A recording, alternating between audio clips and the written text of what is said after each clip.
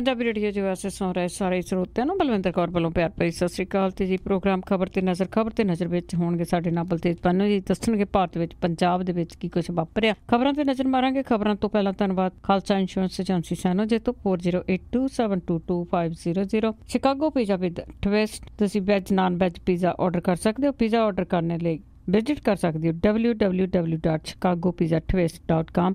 10% of ਲੈਣ ਲਈ code ਵਰਤ ਸਕਦੇ ਹੋ 1313।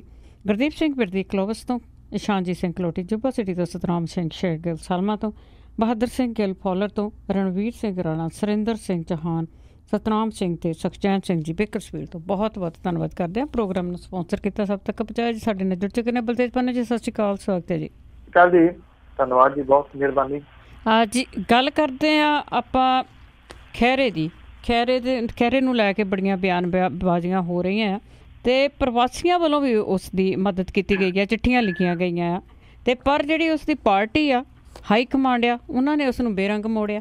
ਜੇ ਆਪਾਂ ਅੱਗੇ ਵੀ ਗੱਲ ਜਿਹੜੀ ਕੀਤੀ ਉੱਥੇ ਕਾਲਾਂ ਦੇ ਵਿੱਚ ਵੀ ਜਿਹੜੇ ਬਹੁਤਾ ਸਵਾਲ ਲੋਕਾਂ ਦੇ ਇਹਦੇ ਨਾਲ ਹੀ ਰਿਲੇਟਡ ਸੀਗੇ ਜੀ। ਤੁਹਾਨੂੰ ਵੀ ਕਿਹਾ ਸੀਗਾ ਜੀ ਕਿ ਜੇ ਨਾਪ ਤੋਲ ਕੇ ਬੋਲਿਆ ਹੋਵੇ ਤੇ ਸ਼ਾਇਦ ਇੱਥੋਂ ਤੱਕ ਜਿਹੜੀ ਆ ਜੀ ਉਹ ਕਹਾਣੀ ਨਾ ਜਾਂਦੀ ਜਿੱਥੋਂ ਤੱਕ ਇਹ ਜਿਹੜੀ ਆ ਜੀ ਉਹ ਚਲੇਗੀ ਹੋਈ।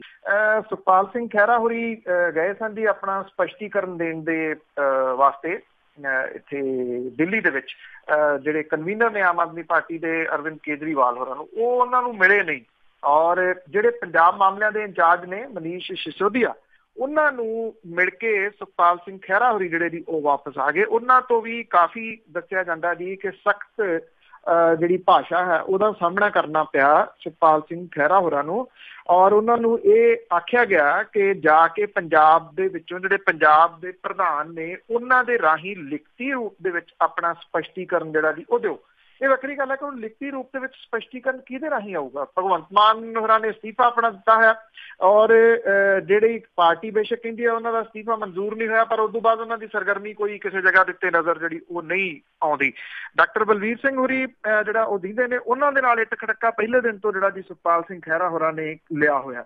ਜਿਹੜੇ ਵਿਦੇਸ਼ਾਂ ਦੇ ਵਿੱਚ ਰਹਿੰਦੇ ਨੇ, ਸ਼ਹਿਰ ਵਾਈਜ਼ ਜਿਹੜੀ ਹੈ ਜੀ ਇੱਕ ਈਮੇਲ ਮੇਰੇ ਕੋਲ ਵੀ ਪਹੁੰਚੀ ਆ। ਹਰ ਸ਼ਹਿਰ ਦੇ ਜਿਹੜਾ ਜੀ ਇੱਕ ਵਿਅਕਤੀ ਦਾ ਨਾਮ ਲਿਖ ਕੇ ਕਿ ਇਹਨਾਂ ਦੇ ਜਿਹੜੇ ਜੀ ਉਹ ਸਾਈਨ ਨੇ। ਸੁਖਪਾਲ ਸਿੰਘ ਖਹਿਰਾ ਹੋਰਾਂ ਦੇ ਹੱਕ ਦੇ ਵਿੱਚ ਈਮੇਲ ਜਿਹੜੀ ਹੈ ਜੀ ਉਹ ਜਾਰੀ ਕੀਤੀ ਗਈ ਆ ਕਿ ਉਹ ਸਿੱਖ ਮਸਲਿਆਂ ਦੇ ਬਾਰੇ ਦੇ ਵਿੱਚ ਆਵਾਜ਼ ਉਠਾ ਰਿਹਾ, ਇਸ ਕਰਕੇ ਅਸੀਂ ਉਹਨਾਂ ਦੀ ਬੈਕਅਪ ਕਰਦੇ ਹਾਂ। ਹਾਲਾਂਕਿ ਜਿਸ ਦਿਨ ਪਹਿਲਾਂ 2020 ਦੇ ਬਾਰੇ ਦੇ ਵਿੱਚ ਸੁਖਪਾਲ ਸਿੰਘ ਖਹਿਰਾ ਹੋਰਾਂ ਨੇ ਬਿਆਨ ਦਿੱਤਾ, ਉਸ ਤੋਂ ਬਾਅਦ ਬਹੁਤਾ ਨਹੀਂ ਤਾਂ 8 ਤੋਂ 9 ਵਾਰੀ ਤਾਂ ਜਿਹੜਾ ਜੀ ਉਹਨਾਂ ਨੇ ਆਪਣਾ ਬਿਆਨ ਦਿੱਤਾ ਕਿ ਉਹਨਾਂ ਦਾ ਬਿਆਨ ਤੋੜਿਆ ਮਰੋੜਿਆ ਗਿਆ।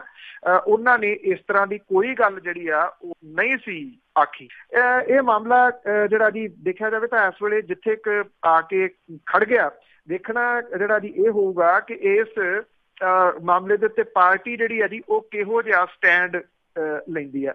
ਜੇ ਤਾਂ ਕੋਈ ਏਦਾਂ ਦਾ ਸਖਤ ਸਟੈਂਡ ਲੈਂਦੀ ਹੈ ਸੁਖਪਾਲ ਸਿੰਘ ਖਹਿਰਾ ਹੋਰਾਂ ਨੂੰ ਜਿਹੜਾ ਜੀ ਉਹ ਲਾਉਣ ਵਰਗਾ, ਤਾਂ ਇਹ ਸ਼ਾਇਦ ਰਾਈਟ ਟਾਈਮ ਨਹੀਂ ਹੋਊਗਾ, ਕਿਉਂਕਿ ਇਹਦੇ ਨਾਲ ਜਿਹੜੀ ਵਿਰੋਧੀ ਨੇ ਉਹਨਾਂ ਦੀ ਚੜ੍ਹ ਮੱਚ ਸਕਦੀ ਹੈ। ਵਿਰੋਧੀ ਜਿਹੜੇ ਨੇ ਉਹ ਤਾਂ ਪਹਿਲਾਂ ਹੀ ਅਸਤੀਫਾ ਮੰਗੀ ਜਾਂਦੇ ਸੁਖਪਾਲ ਸਿੰਘ ਖਹਿਰਾ ਹੋਰਾਂ ਦਾ, ਤੇ ਜਿਹੜੇ ਕਾਂਗਰਸ ਵਾਲੇ ਨੇ ਉਹ ਵੀ, ਈਵਨ ਸੁਖਬੀਰ ਸਿੰਘ ਬਾਦਲ ਹੋਰਾਂ ਨੇ ਤਾਂ ਇੱਥੋਂ ਤੱਕ ਕਹਿਤਾ ਕਿ ਖਾਲਿਸਤਾਨ ਦਾ ਜਿਹੜਾ ਨਾਅਰਾ ਸੀਗਾ ਉਹ ਸਭ ਤੋਂ ਪਹਿਲਾਂ ਲਿਆਉਣ ਵਾਲੇ ਸੁਖਪਾਲ ਸਿੰਘ ਖਹਿਰਾ ਹੋਰਾਂ ਦੇ ਪਿਤਾ ਸੁਖਜਿੰਦਰ ਸਿੰਘ ਖਹਿਰਾ ਸੀ।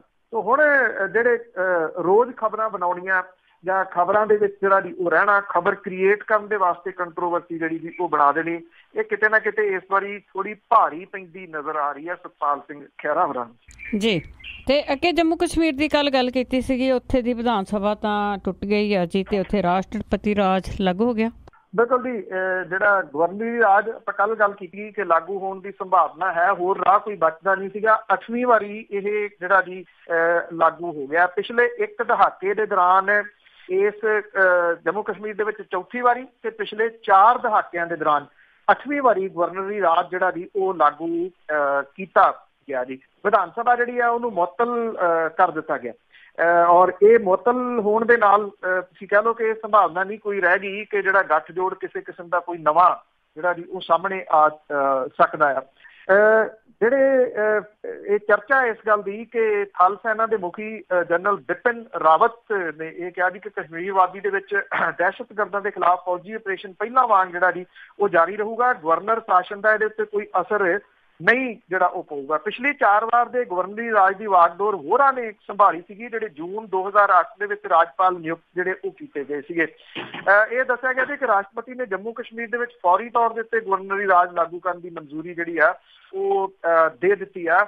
ਇਸ ਗੱਲ ਦੇ ਵੀ ਚਰਚੇ ਜਿਹੜੇ ਅੱਜ ਚੱਲ ਰਹੇ ਆ ਕਿ ਛੱਤੀਸਗੜ੍ਹ ਕੇਡਰ ਦੇ ਸੀਨੀਅਰ IAS ਆਫਿਸਰ ਤੇ ਰਾਜ ਦੇ ਵਧੀਕ ਮੁੱਖ ਗ੍ਰਹਿ ਸਕੱਤਰ DVR ਸੁਬਰਾਮਣੀਅਮ ਨੂੰ BB ਵਿਆਸ ਦੀ ਜਗ੍ਹਾ ਦੇ ਉੱਤੇ ਜੰਮੂ ਕਸ਼ਮੀਰ ਦਾ ਨਵਾਂ ਜਿਹੜਾ ਦੀ ਚੀਫ ਸੈਕਟਰੀ ਨਿਯੁਕਤ ਕੀਤਾ ਗਿਆ ਔਰ ਵਿਆਸ ਨੂੰ ਰਾਜਪਾਲ ਵੋਹਰਾ ਦਾ ਸਲਾਹਕਾਰ ਜਿਹੜਾ ਦੀ ਉਹ ਥਾਪਿਆ ਗਿਆ, ਜਦੋਂ ਕਿ K ਵਿਜੇ ਕੁਮਾਰ ਦੂਜੇ ਸਲਾਹਕਾਰ ਜਿਹੜੇ ਆ ਉਹ ਲਾਏ ਗਏ ਆ, ਜਿਹੜੇ ਕਿ 1998 ਤੋਂ ਲੈ ਕੇ 2001 ਦੇ ਦੌਰਾਨ ਕਸ਼ਮੀਰ ਦੇ ਵਿੱਚ BSF ਦੇ ਇੰਸਪੈਕਟਰ ਜਨਰਲ ਦੇ ਅਹੁਦੇ ਦੇ ਉੱਤੇ ਜਿਹੜਾ ਉਹ ਰਹੇ ਨੇ।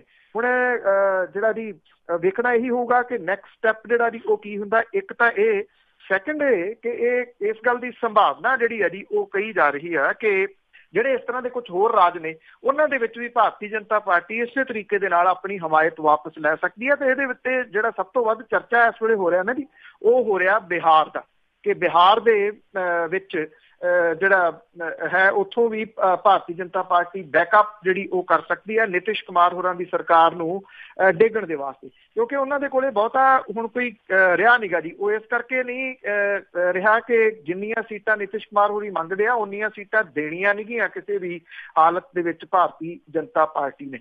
ਸੋ ਇਹ ਕਿਹਾ ਜਾ ਰਿਹਾ ਜੀ ਕਿ ਉਹਨਾਂ ਨੇ ਜੋੜ ਤੋੜ ਆਪਣੇ ਸ਼ੁਰੂ ਕਰ ਦਿੱਤੇ ਆ, ਪਰ ਲਾਲੂ ਪ੍ਰਸਾਦ ਯਾਦਵ ਹੋਰਾਂ ਨੂੰ ਛੱਡ ਕੇ ਜਿਸ ਤਰੀਕੇ ਦੇ ਨਾਲ ਉਹਨਾਂ ਨੇ ਭਾਜਪਾ ਦੀ ਮਦਦ ਲਈ ਸੀਗੀ, ਕਿਸੇ ਸਮੇਂ ਪ੍ਰਧਾਨ ਮੰਤਰੀ ਦੇ ਅਹੁਦੇ ਦੇ ਉਮੀਦਵਾਰਾਂ ਦੇ ਵਿੱਚੋਂ ਪਹਿਲੀ ਕਤਾਰ ਦੇ ਵਿੱਚ ਸਨ ਨਿਤਿਸ਼ ਕੁਮਾਰ ਹੋਰੀ, ਪਰ ਉਹਨਾਂ ਨੇ ਆਪਣੀ ਜਿਹੜੀ ਕਿਰਕਰੀ ਕਰਾਈ ਸੀ ਉਹ ਕਿਰਕਰੀ ਉਹਨਾਂ ਦੀ ਹੋਰ ਹੋਣ ਦੇ ਚਾਂਸਸ ਬਣ ਰਹੇ ਆ ਜੀ। ਤੇ ਅੱਗੇ ਆਪਾਂ ਗੱਲ ਕਰਦੇ ਹਾਂ ਕਾਰਨ ਕੀ ਹੈਗੇ ਆ ਕਿ ਜਿਹੜੇ ਆਰਥਿਕ ਸਲਾਹਕਾਰ ਆ ਅਰਵਿੰਦ ਸੁਬਰਾਮਣੀਅਮ, ਉਹਨਾਂ ਨੇ ਕਿਸ ਗੱਲੋਂ ਅਸਤੀਫਾ ਦਿੱਤਾ, ਕਿਉਂਕਿ ਬਹੁਤ ਸਾਰੇ ਇੱਥੇ ਘੁਟਾਲੇ ਵੀ ਹੋਏ ਆ। ਕਿਹੜੀ ਗੱਲ ਦੇ ਵਿੱਚ ਜਿਹੜਾ ਇੰਡੀਆ ਦੀ ਆਰਥਿਕ ਪੱਖੋਂ ਬਹੁਤ ਉੱਤੇ ਜਾ ਰਿਹਾ ਕਹਿੰਦੇ? ਐਕਚੁਅਲੀ ਦੇਖੋ, ਕਾਗਜ਼ਾਂ ਦੇ ਵਿੱਚ ਤਾਂ ਕੋਈ ਵੀ ਕਹੀ ਜਾਵੇ ਕੁਛ, ਉਹਦਾ ਤਾਂ ਕੋਈ ਅਸਰ ਨਹੀਂ ਹੈਗਾ ਜੀ, ਪਰ ਇਹ ਗੱਲ ਤਕਰੀਬਨ ਕੰਧ ਤੇ ਲਿਖੀ ਹੋਈ ਬੜੀ ਕਲੀਅਰ ਜਿਹੜੀ ਹੈ ਜੀ ਉਹ ਦਿਸ ਰਹੀ ਆ ਕਿ ਸਰਕਾਰ ਤੋਂ ਮੈਜੋਰਿਟੀ ਦੇ ਵਿੱਚ ਹੋਣ ਦੇ ਬਾਵਜੂਦ ਕੱਖ ਨਹੀਂ ਹੋਇਆ, ਕਿਸੇ ਖੇਤਰ ਦੇ ਵਿੱਚ ਕੁਛ ਨਹੀਂ ਹੋਇਆ। ਸਰਕਾਰ ਕੋਲੇ ਦੱਸਣ ਜੋਗਾ ਕੁਛ ਵੀ ਨਹੀਂ ਹੈਗਾ ਕਿ 19 ਦੇ ਵਿੱਚ ਉਹ ਕਿਹੜੇ ਜਿਹੜੇ ਇਸ਼ੂ ਨੇ ਉਹਨੂੰ ਲੈ ਕੇ ਲੋਕਾਂ ਦੇ ਮੂਹਰੇ ਜਾਣਗੇ। ਇਹ ਦੱਸਣਗੇ ਕਿ ਭਾਈ ਆਹ ਦੇਖੋ ਡਿਜੀਟਲ ਇੰਡੀਆ ਅਸੀਂ ਬਣਾਤਾ, ਸਟਾਰਟਅਪ ਇੰਡੀਆ ਜਿਹੜਾ ਜੀ ਸਟਾਰਟ ਕਰ ਦਿੱਤਾ, ਜਾਂ ਫਿਰ ਜਿਹੜੇ ਗੋਦ ਲਏ ਪਿੰਡ ਸੀਗੇ ਉਹ ਜਿਹੜੇ ਸਾਰੇ ਦੇ ਸਾਰੇ ਬਣਾਤੇ, ਜਾਂ ਫਿਰ ਜਿਹੜੀਆਂ ਸਮਾਰਟ ਸਿਟੀ ਬਣਾਉਣੀਆਂ ਸੀ ਉਹ ਬਣ ਗਈਆਂ, ਜਿਹੜੀ ਬੁਲੇਟ ਟ੍ਰੇਨ ਚੱਲਣੀ ਸੀ ਉਹ ਚੱਲ ਗਈ, ਗੰਗਾ ਦੀ ਸਫਾਈ ਹੋ ਗਈ। ਕਿੰਨੇ ਤੁਸੀਂ ਜਿੰਨੇ ਮਰਜ਼ੀ ਜਿਹੜੇ ਦੀ ਉਹ ਗਿਣ ਲਓ, ਕਿਸੇ ਜਗ੍ਹਾ ਦੇ ਉੱਤੇ ਕੋਈ ਕੰਮ ਨਹੀਂ ਹੋਇਆ। ਹੁਣ ਜਿਹੜਾ ਜੀ ਉਹ ਨਲਾਇਕ ਸਟੂਡੈਂਟ ਵਾਂਗੂ ਇਹ ਆ ਕਿ ਜਦੋਂ ਡੇਟ ਸ਼ੀਟ ਜਾਰੀ ਹੋ ਜਾਂਦੀ ਹੈ ਫਿਰ ਉਹ ਭੱਜ ਪੈਂਦਾ, ਕਦੀ ਆਹ ਸਬਜੈਕਟ ਨੂੰ ਫੜ ਲਿਆ, ਕਦੀ ਆਹ ਨੂੰ ਪੜ੍ਹਿਆ ਹੁੰਦੇ ਨਹੀਂ। ਉਹ ਉਸ ਤਰੀਕੇ ਦੇ ਜਿਹੜੇ ਜੀ ਉਹ ਹਾਲਾਤ ਬਣਦੇ ਨਜ਼ਰ ਆਉਂਦੇ ਨੇ। ਤੇ ਇਸ ਮਾਮਲੇ ਦੇ ਵਿੱਚ ਇਹ ਇੱਕ ਝਟਕੇ ਦੇ ਰੂਪ ਦੇ ਵਿੱਚ ਕਿਹਾ ਜਾ ਸਕਦਾ ਕਿ ਜਿਹੜੇ ਫਾਈਨੈਂਸ਼ੀਅਲ ਐਡਵਾਈਜ਼ਰ ਨੇ, ਮੁੱਖ ਜਿਹੜੇ ਫਾਈਨੈਂਸ਼ੀਅਲ ਐਡਵਾਈਜ਼ਰ ਅਰਵਿੰਦ ਸੁਬਰਾਮਣੀਅਮ, ਉਹਨੇ ਆਪਣੇ ਅਹੁਦੇ ਤੋਂ ਅਸਤੀਫਾ ਦੇ ਕੇ ਅਮਰੀਕਾ ਪਰਤਣ ਦਾ ਫੈਸਲਾ ਜਿਹੜਾ ਜੀ ਉਹ ਕਰ ਲਿਆ। 1 ਸਾਲ ਦੇ ਸਮੇਂ ਦੇ ਵਿੱਚ ਸਰਕਾਰ ਦੇ ਦੂਜੇ ਵੱਡੇ ਇਸ ਸਲਾਹਕਾਰ ਦਾ ਲਾਂਭੇ ਹੋਣ ਦਾ ਐਲਾਨ ਜਿਹੜਾ ਜੀ ਉਹਨੇ ਕੀਤਾ। ਸੁਬਰਾਮਣੀਅਮ ਦੇ ਜਿਹੜਾ ਕਾਰਜਕਾਲ ਸੀਗਾ ਸਾਲ ਤੋਂ ਥੋੜਾ ਘੱਟ ਸਮਾਂ ਰਹਿੰਦਾ ਸੀਗਾ, ਉਹਨੇ 2 ਮਹੀਨਿਆਂ ਦੇ ਵਿੱਚ ਅਹੁਦਾ ਜਿਹੜਾ ਜੀ ਕਿਹਾ ਕਿ ਉਹ ਛੱਡ ਦੇਣਗੇ। 16 ਅਕਤੂਬਰ 14 ਨੂੰ 3 ਸਾਲਾਂ ਦੇ ਵਾਸਤੇ ਫਾਈਨੈਂਸ਼ੀਅਲ ਡਿਪਾਰਟਮੈਂਟ ਵਿੱਤ ਮੰਤਰਾਲੇ ਦੇ ਵਿੱਚ ਜਿਹੜਾ ਸੀਗਾ ਜੀ ਉਹ ਚੀਫ ਐਡਵਾਈਜ਼ਰ ਦੇ ਤੌਰ ਦੇ ਉੱਤੇ ਜਿਹੜਾ ਸਲਾਹਕਾਰ ਨਿਯੁਕਤ ਉਹਨਾਂ ਨੂੰ ਕੀਤਾ ਗਿਆ ਸੀਗਾ।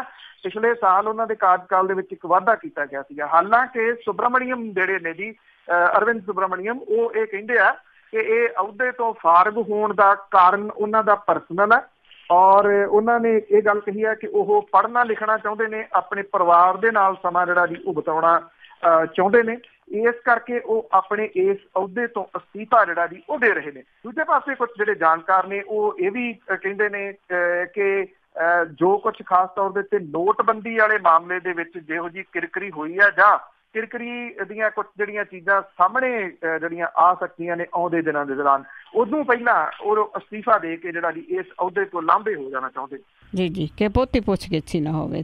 ਤਾਂ ਅੱਗੇ ਗੈਰ ਕਾਨੂੰਨੀ ਅਸਾਰੀਆਂ ਦੀ ਗੱਲ ਕਾਫੀ ਚੱਲ ਰਹੀ ਆ, ਉਸ ਦੇ ਵਿੱਚ ਸਿੱਧੂ ਵੱਲੋਂ ਮੇਅਰ ਨੂੰ ਕੁਝ ਦਿਨਾਂ ਦੀ ਮੋਹਲਤ। ਐਕਚੁਅਲੀ ਜੀ ਇਹ ਮਾਮਲਾ ਜਿਹੜੀ ਸਰਕਾਰ ਉਹਦੀ ਗਲੇ ਦੀ ਹੱਡੀ ਤਾਂ ਬਣ ਹੀ ਗਿਆ, ਕਿਉਂਕਿ ਇਹਦੇ ਵਿੱਚ ਕਾਂਗਰਸ ਦੀ ਜਿਹੜੇ ਅੰਦਰੂਨੀ ਫੁੱਟ ਹੈ ਉਹ ਵੀ ਸਾਹਮਣੇ ਆਈ ਦੀ। 3 ਵਿਧਾਇਕ ਜਿਹੜੇ ਸੀਗੇ ਉਹਨਾਂ ਨੇ ਇੱਕ ਮੈਂਬਰ ਪਾਰਲੀਮੈਂਟ ਸੰਤੋਖ ਸਿੰਘ ਚੌਧਰੀ ਹੋਰਾਂ ਨਾਲ ਲੈ ਕੇ ਨਵਜੋਤ ਸਿੰਘ ਸਿੱਧੂ ਹੋਰਾਂ ਦੇ ਖਿਲਾਫ ਮੋਰਚਾ ਖੋਲ ਕੇ ਵੇਖ ਲਿਆ। ਹਾਲਾਂਕਿ ਇੱਕ ਜਿਹੜੇ MLA ਨੇ ਜਲੰਧਰ ਤੋਂ ਪ੍ਰਗਟ ਸਿੰਘ ਹੋਰੀ, ਉਹ ਡਟ ਕੇ ਜ਼ਰੂਰ ਨਵਜੋਤ ਸਿੰਘ ਸਿੱਧੂ ਹੋਰਾਂ ਦੇ ਨਾਲ ਖੜੇ ਹੋ ਗਏ ਔਰ ਬੜੇ ਸਪਸ਼ਟ ਰੂਪ ਦੇ ਵਿੱਚ ਆਖਿਆ ਕਿ ਇੱਥੇ ਜਿਹੜਾ ਨਿਗਮ ਦੇ ਵਿੱਚ ਕਰਪਸ਼ਨ ਹੈ ਉਹ ਸਿਖਰ ਦੀ ਚੱਲ ਰਹੀ ਆ।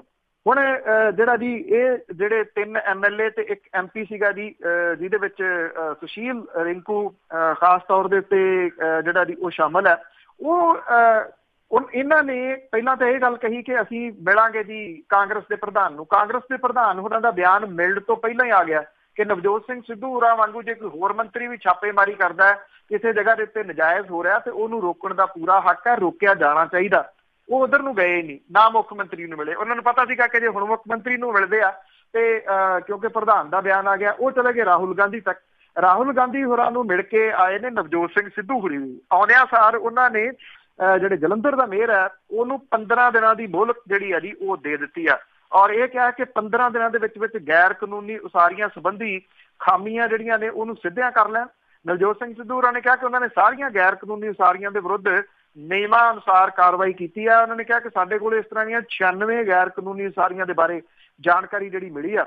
ਉਹਨਾਂ ਨੇ ਕਿਹਾ ਕਿ ਕਿਸੇ ਵੀ ਪੁਰਾਣੇ ਘਰ ਨੂੰ ਢਾਉਣ ਲਈ ਅਸੀਂ ਨਹੀਂ ਕਿਹਾ, ਪਰ ਨਵੀਆਂ ਉਸਾਰੀਆਂ ਜਿਹੜੀਆਂ ਗੈਰ ਕਾਨੂੰਨੀ ਕਲੋਨੀਆਂ ਉਹਦੀ ਆਗਿਆ ਕਿਸੇ ਵੀ ਹਾਲਤ ਦੇ ਵਿੱਚ ਨਹੀਂ ਜਿਹੜੀ ਆ ਜੀ ਉਹ ਦਿੱਤੀ ਜਾਊਗੀ। ਹਾਲਾਂਕਿ ਇਹ ਜਿਹੜੀ ਮੀਟਿੰਗ ਸੀਗੀ ਜੀ, ਇਹਦੇ ਵਿੱਚ ਲੋਕ ਸਭਾ ਮੈਂਬਰ ਚੌਧਰੀ ਸੰਤੋਖ ਸਿੰਘ ਹੋਰੀ, ਵਿਧਾਇਕ ਪ੍ਰਗਟ ਸਿੰਘ, ਬਾਵਾ ਹੈਨਰੀ ਤੇ ਰਜਿੰਦਰ ਬੇਰੀ ਜਿਹੜੇ ਸੀਗੇ ਜੀ ਉਹ ਸ਼ਾਮਲ ਹੋਏ। ਇਹਦੇ ਵਿੱਚ ਜਿਹੜਾ ਸੁਸ਼ੀਲ ਰਿੰਕੂ ਆ ਉਹ ਸ਼ਾਮਲ ਨਹੀਂ ਹੋਏ। ਜਿਹੜੇ ਆਪਣੇ ਭਾਰਤੀ ਜਨਤਾ ਪਾਰਟੀ ਵਾਲੇ ਆ ਜੀ, ਉਹਨਾਂ ਨੇ ਬੈਕਅਪ ਕੀਤੀ ਆ ਨਵਜੋਤ ਸਿੰਘ ਸਿੱਧੂ ਹੋਰਾਂ ਦੀ ਕਿ ਅਸੀਂ ਉਹਨਾਂ ਦੇ ਇਸ ਮਸਲੇ ਦੇ ਉੱਤੇ ਪੂਰਾ ਸਾਥ ਦੇਵਾਂਗੇ। ਨਾਲ ਦੀ ਨਾਲ ਉਹਨਾਂ ਨੇ ਸੁਸ਼ੀਲ ਰਿੰਕੂ ਦੀ ਜਿਹੜੀ ਪਤਨੀ ਹੈ ਉਹਦੀ ਵਾਈਫ ਦੇ ਨਾਂ ਦੇ ਉੱਤੇ ਜਿਹੜੀ ਗੈਰ ਕਾਨੂੰਨੀ ਉਸਾਰੀ ਦੀ ਗੱਲ, ਕਲੋਨੀ ਦੀ ਗੈਰ ਕਾਨੂੰਨੀ ਕਲੋਨੀ ਦੀ ਗੱਲ ਸਿੱਧੂ ਸਾਹਿਬ ਨੇ ਉਠਾਈ ਹੈ, ਉਹਦੇ ਵਿੱਚ 2 ਪਲਾਟ ਦਾ ਖੁਲਾਸਾ ਕੀਤਾ ਜੀ। ਰਜਿਸਟਰੀ ਦੀਆਂ ਕਾਪੀਆਂ ਜਿਹੜੀਆਂ ਪੱਤਰਕਾਰਾਂ ਨੂੰ ਦਿਖਾਈਆਂ, ਉਹਦੇ ਵਿੱਚ ਦੱਸਿਆ ਕਿ ਸਿੱਧੂ ਦੀ ਪਤਨੀ ਨੇ ਇੱਕ ਕਮਰਸ਼ੀਅਲ ਤੇ ਇੱਕ ਰੈਜ਼ੀਡੈਂਸ਼ੀਅਲ ਜਿਹੜਾ ਪਲਾਟ ਹੈ ਇਸ ਕਲੋਨੀ ਦੇ ਵਿੱਚ ਜਿਹੜਾ ਜੀ ਉਹ ਖਰੀਦਿਆ ਹੋਇਆ। ਜਦੋਂ ਕਿ ਸੁਸ਼ੀਲ ਰਿੰਕੂ ਕਹਿੰਦਾ ਜੀ ਖਰੀਦਿਆ, ਉਹਨੇ ਪਲਾਟ ਖਰੀਦ ਕੇ ਕੋਈ ਗੈਰ ਕਾਨੂੰਨੀ ਕੰਮ ਜਾਂ ਕੋਈ ਗਲਤ ਕੰਮ ਜਿਹੜਾ ਜੀ ਉਹ ਨਹੀਂ ਕੀਤਾ। ਹੁਣ ਇਹ ਗੱਲ ਤਾਂ ਸਾਹਮਣੇ ਆ ਰਹੀ ਹੈ ਨਾ ਜੀ ਕਿ ਇਹ ਵਿਰੋਧ ਕਿਉਂ ਕਰ ਰਹੇ ਸੀ, ਕਿਉਂਕਿ ਹੋਇਆ ਹੀ ਇਹ ਆ, ਕਰਪਸ਼ਨ ਹੀ ਇਹ ਆ, ਖੁਲਾਸਾ ਹੀ ਜਿਹੜਾ ਜੀ ਇਹ ਆ ਕਿ ਜਦੋਂ ਸਰਕਾਰ ਨੇ ਇਹ ਕਰ ਦਿੱਤਾ ਕਿ ਗੈਰ ਕਾਨੂੰਨੀ ਉਸਾਰੀਆਂ ਇੰਨੀ ਤਰੀਕ ਤੋਂ ਬਾਅਦ ਵਾਲੀਆਂ ਜਿਹੜੀਆਂ ਉਹ ਸਮਝੀਆਂ ਜਾਣਗੀਆਂ, ਇਸ ਤੋਂ ਪਹਿਲਾਂ ਜਿਹੜੀਆਂ ਬਣੀਆਂ ਕਲੋਨੀਆਂ ਨੇ ਉਹ ਠੀਕ ਮੰਨੀਆਂ ਜਾਣਗੀਆਂ। ਇਹਨਾਂ ਨੇ ਕੀ ਕੀਤਾ ਜੀ, ਦਵਾ ਦਵ ਕਲੋਨੀਆਂ ਕੱਟ ਕੇ ਰਾਤੋਂ ਰਾਤ 4-4 ਇੱਟਾਂ ਜਿਹੜੀਆਂ ਦੀ ਉਹ ਖੜੀਆਂ ਕਰਕੇ ਕਹਿਤਾ ਕਿ ਆਹ ਲਓ, ਆਹ ਜਿਹੜੀ ਕਲੋਨੀ ਆ ਇਹ ਪਹਿਲਾਂ ਦੀ ਬਣੀ ਹੋਈ ਹੈ, ਜਦੋਂ ਕਿ ਉਹ ਪਹਿਲਾਂ ਦੀ ਨਹੀਂ ਸੀਗੀ। ਇਹੀ ਕਰਪਸ਼ਨ ਹੈ। ਬਿਲਕੁਲ ਜੀ, ਪਾਰਟੀ ਤਾਂ ਕੋਈ ਵੀ ਸਾਫ਼ ਨਹੀਂ ਗੀ ਜੀ, ਕਰਪਸ਼ਨ ਤਾਂ ਬਹੁਤ ਜ਼ਿਆਦਾ ਆ। ਤੇ ਅੱਗੇ ਡੇਰਾ ਪ੍ਰੇਮੀਆਂ ਦੀ ਗੱਲ ਕਰਦੇ ਆ। ਬੇਆਦਮੀਆਂ ਦੇ ਜਿਹੜਾ ਮਾਮਲਾ ਚੱਲ ਰਿਹਾ ਹੈ ਉਸ ਦੇ ਵਿੱਚ ਉਹਨਾਂ ਨੇ ਅਦਾਲਤ ਦੇ ਸਾਹਮਣੇ ਗੁਨਾਹ ਕਬੂਲਿਆ। ਬਿਲਕੁਲ ਜੀ, ਐਕਚੁਅਲੀ ਇਹ ਵੇਖਿਆ ਜਾਵੇ ਤਾਂ ਜਿਹੜਾ ਜੀ ਇਹ ਨਮੋਸ਼ੀ ਦਾ ਕਾਰਨ ਵੀ ਹੈ ਕਈਆਂ ਦੇ ਵਾਸਤੇ। ਉਹ ਵੱਖਰੀ ਗੱਲ ਆ ਕਿ ਉਹ ਬੋਲ ਨਹੀਂ ਰਹੇ। ਜਿਹੜੀਆਂ ਪਿਛਲੇ ਦਿਨਾਂ ਤੋਂ ਫੜੇ ਗਏ ਸੀਗੇ ਜੀ ਡੇਰਾ ਪ੍ਰੇਮੀ, ਇਹਨਾਂ ਨੂੰ ਜਿਹੜਾ ਜੀ ਪੇਸ਼ ਕੀਤਾ ਗਿਆ ਡਿਊਟੀ ਮੈਜਿਸਟ੍ਰੇਟ ਦੇ ਸਾਹਮਣੇ, ਕਿਉਂਕਿ ਇਹਨਾਂ ਦਿਨਾਂ ਦੇ ਵਿੱਚ ਜਿਹੜੀਆਂ ਜੀ ਉਹ ਅਦਾਲਤੀ ਛੁੱਟੀਆਂ ਨੇ ਔਰ ਅਦਾਲਤੀ ਛੁੱਟੀਆਂ ਕਰਕੇ ਜਿਹੜਾ ਦੀ ਡਿਊਟੀ ਮੈਜਿਸਟ੍ਰੇਟ ਆ ਉਹਦੇ ਸਾਹਮਣੇ ਇਹਨਾਂ ਨੇ ਆਪਣਾ ਗੁਨਾਹ ਕਬੂਲਿਆ ਜੀ। 10 ਡੇਰਾ ਪ੍ਰੇਮੀ ਨੇ ਇਹਦੇ ਜਿਹੜਾ ਦੀ ਸਖਤ ਸੁਰੱਖਿਆ ਪ੍ਰਬੰਧਾਂ ਕਰਕੇ 45 ਮੈਂਬਰੀ ਕਮੇਟੀ ਦੇ ਆਗੂ ਮਹਿੰਦਰਪਾਲ ਬਿੱਟੂ ਨੂੰ ਮੁੜ ਕੇ ਜਿਹੜਾ ਸੀਗਾ ਜੀ ਦੁਬਾਰਾ, ਪਹਿਲਾਂ ਕਿਉਂਕਿ ਉਹਨੂੰ ਪੇਸ਼ ਕੀਤਾ ਗਿਆ ਸੀਗਾ ਵੀਡੀਓ ਕਾਨਫਰੰਸਿੰਗ ਦੀ ਰਾਹੀਂ, ਦੂਜੀ ਵਾਰੀ ਫੇਰ ਜਿਹੜਾ ਜੀ ਉਹ ਇਹਨਾਂ ਨੇ ਜਿਹੜਾ ਜੀ ਦੁਬਾਰਾ ਪੇਸ਼ ਕੀਤਾ ਔਰ ਉਹਨੇ ਆਪਣਾ ਜੁਰਮ ਇਕਬਾਲ ਕਰਨ ਦਾ ਬਿਆਨ ਜਿਹੜਾ ਜੀ ਉਹ ਦਿੱਤਾ। ਜਿਹੜੇ DIG ਨੇ ਉਹਨਾਂ ਦੀ ਨਿਗਰਾਨੀ ਦੇ ਹੇਠ ਪੰਜਾਬ ਪੁਲਿਸ ਦੀ ਜਿਹੜੀ ਵਿਸ਼ੇਸ਼ ਜਾਂਚ ਟੀਮ ਸੀ ਜੀ, ਉਹਨੇ 10 ਮੈਂਬਰੀ ਟੀਮ ਨੂੰ ਇਹਦਾ ਦੋਸ਼ੀ ਜਿਹੜਾ ਦੱਸਿਆ। CIA ਸਟਾਫ ਦੇ ਵਿੱਚ ਜਿਹੜੇ CBI ਦੇ DIG ਰੈਂਕ ਦੇ ਅਧਿਕਾਰੀ ਉਹ ਵੀ ਮੌਜੂਦ ਸੀਗੇ। ਇਹਨਾਂ ਨੇ ਐਪਲੀਕੇਸ਼ਨ ਜਿਹੜੀ ਆ ਜੀ ਉਹ ਪਾਈ ਆ ਕਿ ਇਹਨਾਂ ਦੇ ਹੁਣ ਸਪੁਰਦਗੀ ਜਿਹੜੀ ਇਹਨਾਂ ਦੇ ਹਵਾਲੇ ਕੀਤੀ ਜਾਵੇ। ਇਹ ਪਤਾ ਲੱਗਾ ਜੀ ਕਿ ਜਿਹੜਾ ਮਹਿੰਦਰਪਾਲ ਬਿੱਟੂ ਆ ਉਹਨੇ ਧਾਰਾ 164 ਦੇ ਤਹਿਤ ਜਿਹੜਾ ਬਿਆਨ ਦੇਣਾ ਹੁੰਦਾ ਮੈਜਿਸਟ੍ਰੇਟ ਦੇ ਸਾਹਮਣੇ, ਉੱਥੇ ਆਪਣਾ ਬਿਆਨ ਦਰਜ ਕਰਵਾਇਆ ਕਰਵਾਇਆ, ਉਹਨੇ ਇਹ ਗੱਲ ਮੰਨੀ ਆ ਕਿ ਬੁਰਜ ਜਵਾਹਰ ਸਿੰਘ ਵਾਲਾ ਫਰੀਦਕੋਟ ਡਿਸਟ੍ਰਿਕਟ ਦੇ ਗੁਰਦੁਆਰੇ ਦੇ ਵਿੱਚੋਂ 1 ਜੂਨ 15 ਨੂੰ ਗੁਰੂ ਗ੍ਰੰਥ ਸਾਹਿਬ ਦਾ ਸਰੂਪ ਡੇਰਾ ਪ੍ਰੇਮੀ ਸੁਖਜਿੰਦਰ ਸਿੰਘ ਉਰਫ ਸਨੀ ਤੇ ਰਣਦੀਪ ਸਿੰਘ ਨੀਲਾ ਨੇ ਚੋਰੀ ਜਿਹੜਾ ਉਹ ਕੀਤਾ ਸੀਗਾ। ਉਹ ਮੋਟਰਸਾਈਕਲ ਦੇ ਉੱਤੇ ਪਿੰਡ ਬੁਰਜ ਜਵਾਹਰ ਸਿੰਘ ਵਾਲਾ ਪਹੁੰਚੇ ਸੀਗੇ। ਇਸ ਤੋਂ ਬਾਅਦ ਬਾਕੀ ਮੁਲਜ਼ਮਾਂ ਨੇ ਉਹਨਾਂ ਦਾ ਸਾਥ ਦਿੱਤਾ ਔਰ ਇਹਨਾਂ ਨੇ ਜਿਹੜੀ ਸੀ ਬੇਅਦਬੀ ਇਹਦੀ ਔਰ ਥਾਂ ਥਾਂ ਦੇ ਉੱਤੇ ਪੱਤਰੇ ਜਿਹੜੇ ਸੀਗੇ ਉਹ ਖਿਲਾਰੇ। ਸੂਤਰ ਇਹ ਵੀ ਕਹਿੰਦੇ ਆ ਕਿ ਇਹਨਾਂ ਦੋਵਾਂ ਦੀ ਪੁਲਿਸ ਨੇ ਪਿੰਡ ਬੁਰਜ ਜਵਾਹਰ ਸਿੰਘ ਵਾਲਾ ਨੂੰ ਜਾਣ ਆਉਣ ਵਾਲੇ ਰਸਤੇ ਦੀ ਵੀ ਨਿਸ਼ਾਨਦੇਹੀ ਜਿਹੜੀ ਆ ਉਹ ਕਰਵਾਈ ਆ। ਔਰ ਇਹ ਵੀ ਪਤਾ ਲੱਗਾ ਕਿ ਜਿਹੜੇ ਗ੍ਰਿਫਤਾਰ ਡੇਰਾ ਪ੍ਰੇਮੀ ਨੇ ਉਹਨਾਂ ਨੇ ਪੁਲਿਸ ਦੇ ਰਿਮਾਂਡ ਦੇ ਦੌਰਾਨ ਅਹਿਮ ਖੁਲਾਸਾ ਇਹ ਕੀਤਾ ਕਿ ਸਿੱਖ ਪ੍ਰਚਾਰਕ ਜਿਹੜੇ ਭਾਈ ਮਾਂਝੀ ਨੇ ਉਹਨਾਂ ਦੇ ਪਿੰਡ ਬੁਰਜ ਜਵਾਹਰ ਸਿੰਘ ਵਾਲਾ ਦੇ ਵਿੱਚ ਲੱਗੇ ਦੀਵਾਨ ਤੋਂ ਪ੍ਰਭਾਵਿਤ ਹੋ ਕੇ ਬਹੁਤ ਸਾਰੇ ਪ੍ਰੇਮੀ ਜਿਹੜੇ ਸੀ ਉਹ ਡੇਰਾ ਸਿਰਸਾ ਛੱਡਣ ਲੱਗੇ ਸੀਗੇ, ਜਿਹਦੇ ਕਰਕੇ ਇਹ ਸਾਜ਼ਿਸ਼ ਜਿਹੜੀ ਆ ਉਹ ਰਚੀ ਗਈ ਸੀ। ਹੁਣ ਅਗਲਾ ਸਵਾਲ ਜਿਹੜਾ ਨਾ ਜੀ ਉਹ ਇਹ ਹੈਗਾ ਕਿ ਜਿਹੜੀ CBI ਆ ਕਿ ਉਹ ਇੱਥੋਂ ਜਿਹੜੀ ਇਹ ਲੀਡ ਮਿਲੀ ਆ ਇਹ ਤੋਂ ਅੱਗੋਂ ਜਿਹੜਾ ਜੀ ਉਹ ਸਾਹਮਣੇ ਲਿਆ ਸਕੂਗੀ ਕੀ ਕੁਛ ਹੋਇਆ। ਔਰ ਸਵਾਲਾਂ ਦਾ ਸਵਾਲ ਜਿਹੜਾ ਨਾ ਜੀ ਇਹ ਆ ਕਿ ਕੀ ਕਦੀ ਉਹ ਚਿਹਰੇ ਵੀ ਸਾਹਮਣੇ ਜਿਹੜੇ ਆ ਸਕਣਗੇ ਜਿਹੜੇ ਇਹਨਾਂ ਨੂੰ ਬਚਾਉਂਦੇ ਰਹੇ, ਇਹਨਾਂ ਨੂੰ ਮਾਫੀਆਂ ਜਿਹੜਾ ਸੀ ਉਹ ਦਿੰਦੇ ਰਹੇ। ਉਹਨਾਂ ਸਫਾਂ ਦੇ ਵਿੱਚ ਇਸ ਵੇਲੇ ਬਿਲਕੁਲ ਚੁੱਪ ਭਰਤੀ ਹੋਈ ਹੈ। ਬਿਲਕੁਲ ਜੀ, ਤੁਹਾਡਾ ਮਤਲਬ ਜਥੇਦਾਰਾਂ ਤੋਂ ਆ ਉਹ ਤਾਂ ਬਿਲਕੁਲ ਚੁੱਪਚਾਪ ਬੈਠੇ ਆ।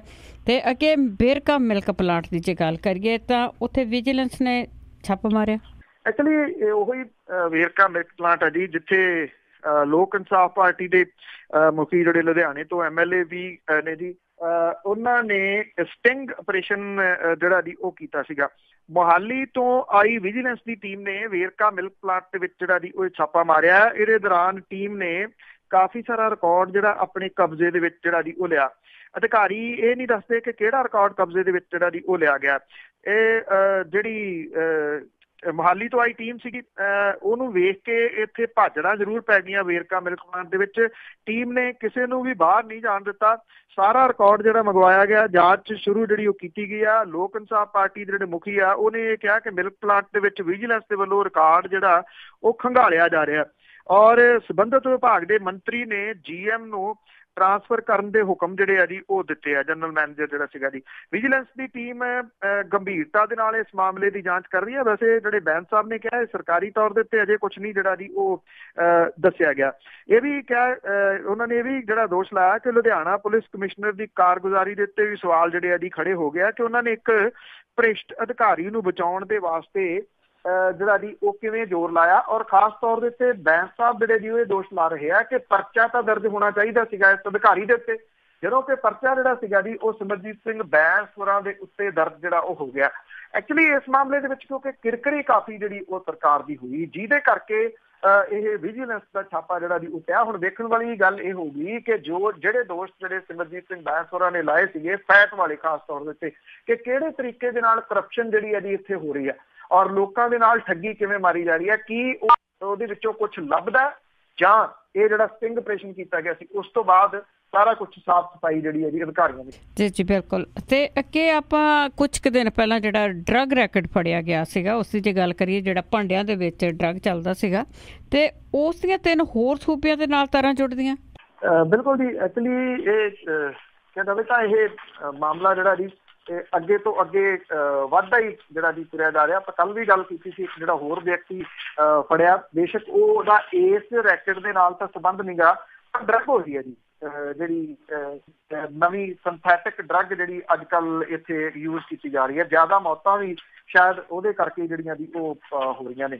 ਇਸ ਮਾਮਲੇ ਦੇ ਵਿੱਚ ਜਿਹੜੀ ਫਲੌਰ ਨੇੜੇ ਗ੍ਰਿਫਤਾਰ ਕੀਤੇ ਗਏ 4 ਨਸ਼ਾ ਤਸਕਰ ਸੀਗੇ ਜੀ, ਉਸਨੂੰ ਪੁੱਛਗਿੱਛ ਤੋਂ ਬਾਅਦ ਪੁਲਿਸ ਨੇ ਉੱਤਰ ਪ੍ਰਦੇਸ਼, ਮੱਧ ਪ੍ਰਦੇਸ਼ ਤੇ ਕੋਲਕਾਤਾ ਤੱਕ ਦੇ ਤਾਣੇ ਬਾਣੇ ਦਾ ਪਰਦਾ ਜਿਹੜਾ ਜੀ ਉਹ ਫਾਸ਼ ਕੀਤਾ। ਇਹ ਪੰਜਾਬ ਸਣੇ 3 ਰਾਜਾਂ ਦੇ ਵਿੱਚ ਨਸ਼ਾ ਤਸਕਰੀ ਜਿਹੜੀ ਹੈ ਜੀ ਇਹ ਕਰਦੇ ਸੀਗੇ। ਪੁਲਿਸ ਨੇ ਜਿਹੜਾ ਦਵਿੰਦਰ ਸਿੰਘ ਉਰਫ ਦੇਵ ਜਿਹੜਾ ਕੈਨੇਡਾ ਦਾ ਨਾਗਰਿਕ ਹੈ ਜੀ, ਇਹਨਾਂ 3 ਹੋਰਨਾਂ ਸਾਥੀਆਂ ਸਣੇ ਗ੍ਰਿਫਤਾਰ ਜਿਹੜਾ ਕੀਤਾ ਸੀਗਾ।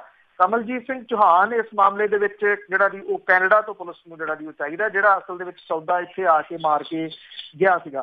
ਪੁਲਿਸ ਨੂੰ ਕੋਈ 4.25 ਕਿਲੋ ਕੈਟਾਮਾਈਨ ਤੇ 6 ਕਿਲੋ ਫੀਮ ਜਿਹੜੀ ਉਹ ਫੜੀ ਗਈ ਸੀਗੀ।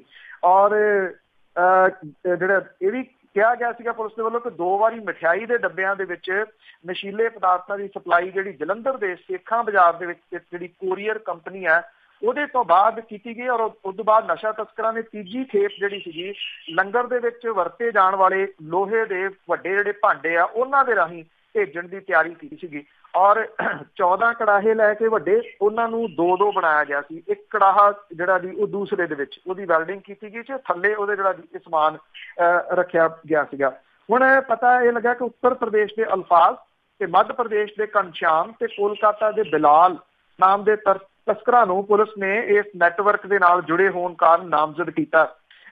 ਜਿਹੜੀ ਖੁਲਾਸਾ ਇਹ ਵੀ ਹੋਇਆ ਜੀ ਕਿ ਦੇਵ ਦੇ ਨਾਲ ਅਲਫਾਜ਼ ਤੇ ਘਨਸ਼ਿਆਮ ਲਗਾਤਾਰ ਸੰਪਰਕ ਦੇ ਵਿੱਚ ਸੀਗੇ। ਦਿੱਲੀ ਤੋਂ ਦੇਵ ਆਪਣੇ ਸਾਥੀ ਜਿਹੜਾ ਅਜੀਤ ਦੇ ਨਾਲ ਕੁਝ ਮਹੀਨੇ ਪਹਿਲਾਂ 15 ਕਿਲੋ ਫੀਲ ਕਰਨ ਗਿਆ ਸੀਗਾ। ਔਰ ਇਹ ਖੇਪ ਜਿਹੜੀ ਅਜੀਤ ਸਿੰਘ ਦੇ ਟਰੱਕ ਦੇ ਜ਼ਰੀਏ ਪੰਜਾਬ ਲਿਆਉਣੀ ਸੀਗੀ। ਜਿਹੜਾ ਕੋਰੀਅਰ ਕੰਪਨੀ ਹੈ ਜੀ ਉਹਦੇ ਮਾਲਕ ਤੋਂ ਵੀ ਪੁੱਛਗਿੱਛ ਜਿਹੜੀ ਆ ਉਹ ਕੀਤੀ ਗਈ ਆ। 28 ਮਈ ਨੂੰ ਇਸੇ ਕੰਪਨੀ ਨਾਲ 7 ਕੜਾਹਿਆਂ ਦੇ ਵਿੱਚ ਲੁਕੋ ਕੇ ਭੇਜੇ ਗਏ ਨਸ਼ੀਲੇ ਪਦਾਰਥਾਂ ਦੀ ਖੇਪ ਕੈਨੇਡਾ ਭੇਜੀ ਜਾਣੀ ਸੀ, ਪਰ ਇਹ ਰੱਦ ਕਰ ਦਿੱਤੀ ਗਈ ਲਾਸਟ ਮਿੰਟ ਤੇ। ਇਹ ਨਹੀਂ ਪਤਾ ਲੱਗਿਆ ਕਿ ਰੱਦ ਕਿਉਂ ਕੀਤੀ ਗਈ। ਕੋਰੀਅਰ ਕੰਪਨੀ ਜਿਹਨੂੰ ਆਈਡੀ ਦੇ ਨਾਲ ਕੋਰੀਅਰ ਕਰਨ ਦੇ ਵਾਸਤੇ ਤਸਕਰਾਂ ਨੇ ਦਿੱਤਾ ਸੀਗਾ, ਉਹ ਸਿੰਗੜੀਵਾਲਾ ਦੇ ਰਹਿਣ ਵਾਲੇ ਸੁਰਿੰਦਰ ਸਿੰਘ ਦਾ ਵੋਟਰ ਕਾਰਡ ਜਿਹੜਾ ਜੀ ਉਹ ਵਰਤਿਆ ਗਿਆ ਸੀਗਾ। ਕੋਰੀਅਰ ਕੰਪਨੀ ਦਾ ਜਿਹੜਾ ਮਾਲਕ ਹੈ ਜੀ ਉਹਨੇ ਪੁੱਛਗਿੱਛ ਦੇ ਵਿੱਚ ਪੁਲਿਸ ਨੇ ਦੱਸਿਆ ਕਿ ਦਿੱਲੀ ਬ੍ਰਾਂਚ ਤੋਂ ਆਈਡੀ ਨੂੰ ਫੇਕ ਪਾਏ ਜਾਣ ਤੋਂ ਬਾਅਦ ਕੋਰੀਅਰ ਨਹੀਂ ਸੀ ਕੀਤਾ ਗਿਆ।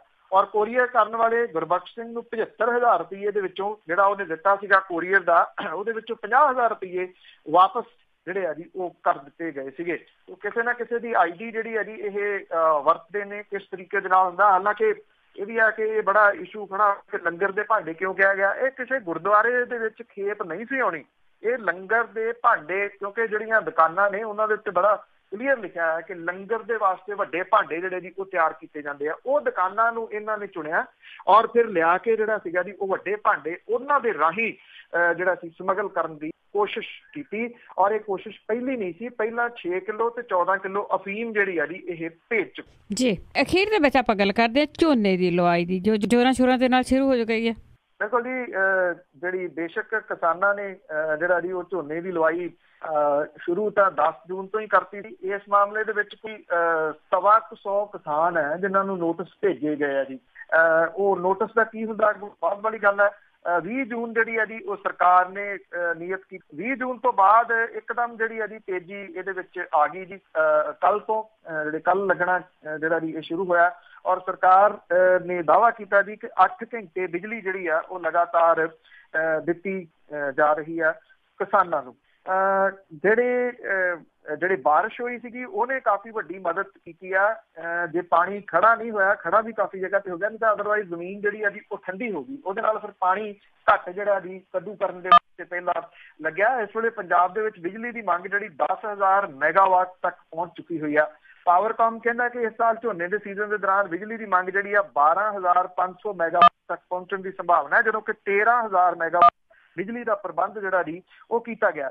Guru Hargobind thermal plant Lehra Mohabbat, Guru Gobind Singh super thermal plant Ropar ਜਿਹੜਾ ਜੀ ਉਹ ਬਿਜਲੀ ਦਾ ਉਤਪਾਦਨ ਆਪਣੀ ਸਮਰੱਥਾ ਦੇ ਮੁਤਾਬਕ ਕਰ ਰਿਹਾ ਹੈ। ਇਸ ਤੋਂ ਬਿਨਾਂ ਰਾਜਪੁਰਾ ਥਰਮਲ ਪਲਾਂਟ ਤੇ ਤਲਵੰਡੀ ਸਾਬੋ ਪਾਵਰ ਪਲਾਂਟ ਜਿਹੜਾ ਉਹਦੇ ਤੋਂ ਵੀ ਬਿਜਲੀ ਜਿਹੜੀ ਹੈ ਜੀ ਉਹ ਲਈ ਜਾ ਰਹੀ ਹੈ। ਔਰ ਜਿਹੜੇ ਹਾਲਾਂਕਿ ਥਾਂ ਤੋਂ ਬਹੁਤ ਸਾਰੀਆਂ ਕੰਪਲੇਂਟਸ ਵੀ ਜਿਹੜੀਆਂ ਦੀ ਉਹ ਆਈਆਂ ਨੇ ਕਿ ਜਿਹੜੀ ਬਿਜਲੀ ਦੀ ਸਪਲਾਈ ਆ ਉਹਦੇ ਵਿੱਚ ਕੁਝ ਥਾਵਾਂ ਦੇ ਉੱਤੇ ਪ੍ਰੋਬਲਮ ਵੀ ਜਿਹੜੀ ਆਈ ਹੈ, ਜਦੋਂ ਕਿ ਸਰਕਾਰੀ ਦਾਅਵਾ ਇਹ ਹੈ ਜੀ ਕਿ ਨਿਰੰਤਰ 8 ਘੰਟੇ ਬਿਜਲੀ ਜਿਹੜੀ ਉਹ ਕਿਸਾਨਾਂ ਨੂੰ ਦਿੱਤੀ ਜਾ ਰਹੀ ਹੈ। ਬਹੁਤ ਬਹੁਤ ਧੰਨਵਾਦ ਬਲਤੇਜ ਪੰਨੂ ਜੀ।